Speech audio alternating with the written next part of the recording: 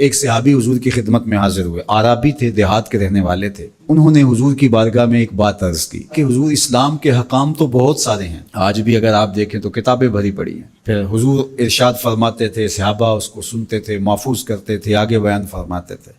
ان کا بہت سارے احکام ہیں اسلام کے، میں ایک دیہاتی شخص ہوں، مجھے کوئی ایک بات ارشاد کر دیجئے جو میرے لیے کافی ہو۔ تو آقا کریم نے اس شخص کو ایک بات ارشاد کی، فرمایا کہ ان تموتا ولسانک رطب من ذکر اللہ، تو اس حالت میں فوت ہو کہ تیری زبان اللہ کے ذکر سے تر ہو۔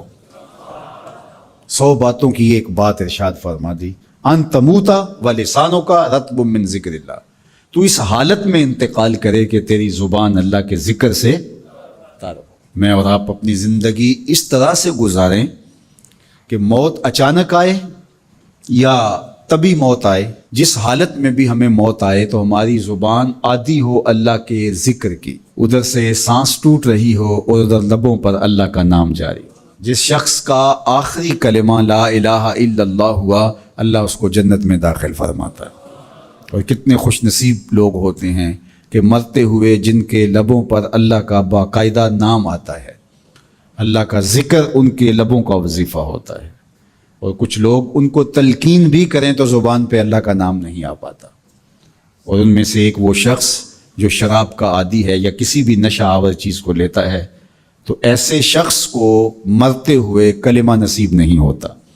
جو اس کو دنیا کے اوپر سزائیں دی جاتی ہیں، ان سزاؤں میں سے ایک سزا یہ ہے کہ مرتے ہوئے اس کے لبوں پہ کلمہ نہیں آتا۔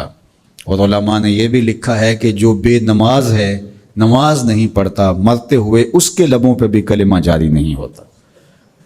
اللہ اکبر۔ تو ایک جامع بات ارشاد کر دی کہ ان تموتا ولسانک رطب من ذکر اللہ، تو اس حالت میں فوت ہو کہ تیری زبان اللہ کے ذکر سے تر ہو۔ قرآن مجید میں ہمیں اللہ تعالیٰ نے یہ بھی حکم دیا ہے کہ مجھے یاد کرو، اور یہ بھی حکم دیا ہے کہ مجھے فراموش نہ کرو۔ وَلَا تَكُونُوا كَالَّذِينَ نَسُوا اللَّهَ فَأَنسَاهُمْ أَنفُسَهُمْ أُولَٰئِكَ هُمُ الْفَاسِقُونَ، ان لوگوں کی طرح نہ ہو جانا جنہوں نے اللہ کو فراموش کر دیا، اللہ کو بھول گئے۔ جب کوئی خدا کو بھول گیا تو خدا پھر اس کو فراموش کر دیتا ہے، اور اس کی سزا کیا ہے کہ وہ خود فراموشی کا شکار ہو جاتا ہے، وہ اپنے آپ سے بھی آگاہ نہیں رہتا۔ تو ہمیں جو حکم دیا گیا وہ ہے اللہ کو یاد کرنے کا۔ تو یاد کرنے کا ایک مفہوم یہ ہے کہ اللہ جل شانہ کی اطاعت کی جائے، اس کی فرما برداری کی جائے، اس کے احکام پر عمل پیرا ہوا جائے، نہ یہ ہے کہ اس کے احکام کو فراموش کر دیا جائے۔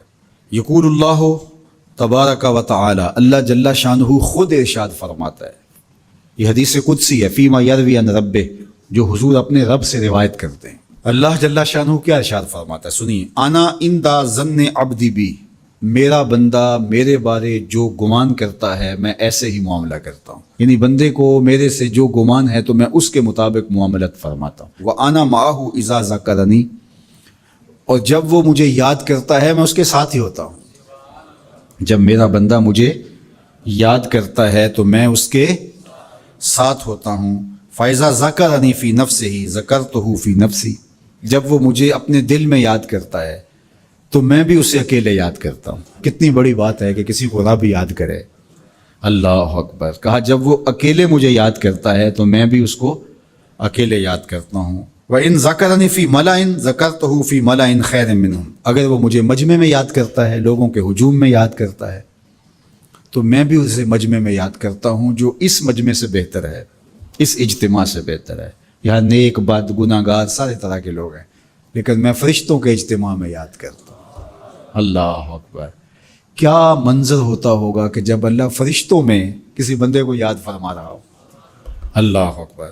اور ایک حدیث میں جو ہے وہ اس کے پھر آگے لفظ جو ہے یہ ہے، میرا بندہ میری طرف اگر ایک بالشت چل کے آتا ہے تو میں ایک ذرا آتا ہوں، اور میرا بندہ میری طرف اگر ایک قدم آتا ہے 70 قدم آتا ہوں، اور اگر میرا بندہ میری طرف چل کر آتا ہے اتیتہ ہر والا، میری رحمتیں دوڑ کے استقبال کرتی۔